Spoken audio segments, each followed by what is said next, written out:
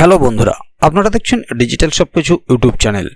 তো বন্ধুরা, এপ্রিল মাস শুরু হয়ে গিয়েছে এবং এই এপ্রিল মাসে আরবিআই পক্ষ থেকে এক ছুটির তালিকা অলরেডি প্রকাশ করা হয়েছে, যেটা প্রত্যেক মাসেই করা হয়ে থাকে এবং এপ্রিল মাসেও তার অন্যথা কিছু হয়নি। এবারে এপ্রিল মাসে মোট 16 দিন ব্যাংক বন্ধ থাকবে। তাই আপনার গুরুত্বপূর্ণ কাজ সারার আগে অবশ্যই এই ছুটির তালিকাটি একবার হলেও দেখে নেবেন, যাতে ব্যাংকে গিয়ে আপনাকে হয়রানি হতে না হয়। কারণ ব্যাংকে চলে গেলেন অথচ সেদিন ব্যাংক বন্ধ। আপনি আগে থেকে যদি এই তালিকাটি দেখে নেন তাহলে খবরটি আপনার কাছে আগে থেকেই থাকবে এবং সেই কারণে আপনার সময়ের পাশাপাশি আপনার শ্রমটাও বাঁচবে। তাই ভিডিওটিকে কোথাও স্কিপ না করে প্রথম থেকে শেষ অবধি পুরোটাই দেখবেন, যাতে করে কোনো জায়গায় বুঝতে আপনার কোনো প্রকারের অসুবিধা না হয়। এছাড়াও আপনি যদি আমাদের চ্যানেলে প্রথমবার হয়ে থাকেন তাহলে অবশ্যই চ্যানেলটিকে সাবস্ক্রাইব করে বেল আইকনটি প্রেস করে অল নোটিফিকেশনে ক্লিক করে দেবেন, যাতে করে আমাদের চ্যানেলে যখনই কোনো নতুন ভিডিও আপলোড হবে তা সরাসরি আপনার কাছে পৌঁছে যায়। তো চলুন দেখে নেওয়া যাক এখানে বিষয়টি ঠিক কী বলা হচ্ছে। এখানে দেখুন একটি আর্টিকেল প্রকাশিত হয়েছে, এপ্রিল মাসে 16 দিন ব্যাংক বন্ধ, দেখে নিন আরবিআই এর ছুটির তালিকা। ভারতীয় রিজার্ভ ব্যাংক 2025 সালের এপ্রিল মাসের ব্যাংক ছুটির তালিকা প্রকাশ করেছে। সাপ্তাহিক ছুটি শনিবার এবং রবিবার সহ মোট 15 দিন ব্যাংক বন্ধ থাকবে।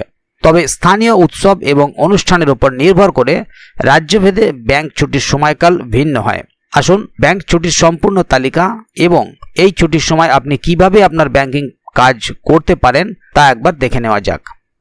2025 সালের এপ্রিল মাসে ব্যাংক ছুটির সম্পূর্ণ তালিকা। 2025 সালের এপ্রিল মাসে ব্যাংক বন্ধ থাকবে এমন দিনগুলির তালিকা এখানে দেওয়া হলো। জাতীয় ও রাজ্য ছুটির দিন: 1 এপ্রিল বার্ষিক ব্যাংক বন্ধ, 5 এপ্রিল বাবু জগজীবন রামের জন্মদিন, 10 এপ্রিল মহাবীর জয়ন্তী, 14 এপ্রিল আম্বেদকর জয়ন্তী, বিশু, 15 এপ্রিল বাংলা নববর্ষ ভোগ বিহু, 16 এপ্রিল ভোগ বিহু, 18 এপ্রিল শুভ শুক্রবার, 21 এপ্রিল গড়িয়া পূজা, 29 এপ্রিল পরশুরাম জয়ন্তী, 30 এপ্রিল অক্ষয় তৃতীয়া। এবারে দেখে নেব সাপ্তাহিক ছুটির দিন শনিবার ও রবিবার।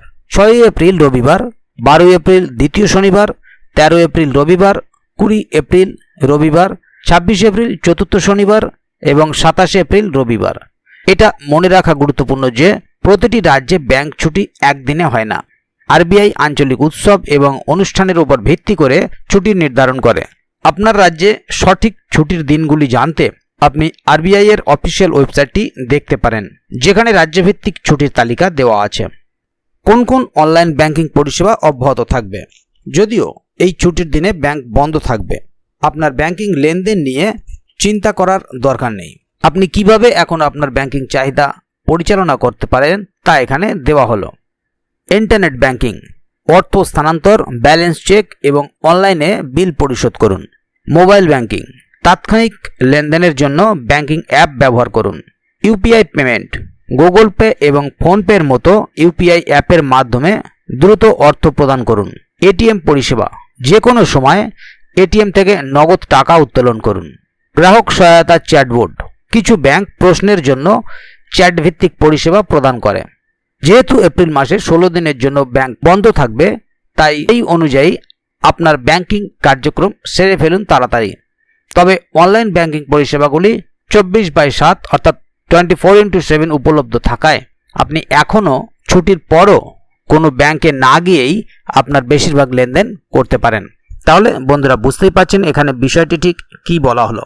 অনলাইনে ব্যাংকের সমস্ত কাজই আপনি করতে পারবেন ব্যাংক ছুটি থাকা সত্ত্বেও, এবং এই অনলাইনের পরিষেবাগুলি আপনি 24x7 পেয়ে যাবেন।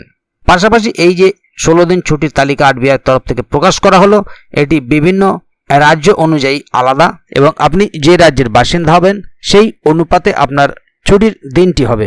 তাই এ বিষয়ে যদি আগামী দিনে আরও নতুন কোনো আপডেট আসে তাহলে অবশ্যই আপনাদেরকে এই চ্যানেলের মাধ্যমে জানিয়ে দেওয়া হবে। সেই কারণে চ্যানেলটিকে সাবস্ক্রাইব করে অবশ্যই চ্যানেলের সঙ্গে থাকবেন, যাতে করে এ বিষয়ে আগামী দিনে আরও নতুন কোনো আপডেট আসলে তা সরাসরি আপনাদের কাছে পৌঁছে যায়। তো বন্ধুরা, আজকের গুরুত্বপূর্ণ ভিডিও আপডেটটি এখানেই শেষ করছি। ভিডিওটি সম্বন্ধে আপনাদের মতামত এবং আপনারা কে কোথা থেকে ভিডিওটি দেখছেন অবশ্যই কমেন্ট বক্সে লিখে জানাবেন। ভিডিওটি ভালো লাগলে অবশ্যই একটি লাইক দেবেন এবং বন্ধুদের জানার সুবিধার্থে ভিডিওটিকে শেয়ার করবেন, যাতে তারাও বিষয়টি সম্বন্ধে জানতে পারে। ভিডিওটি শেষ পর্যন্ত দেখার জন্য অসংখ্য ধন্যবাদ। আবার দেখা হবে আগামী ভিডিওতে। ততক্ষণ পর্যন্ত ভালো থাকুন, সুস্থ থাকুন। ধন্যবাদ।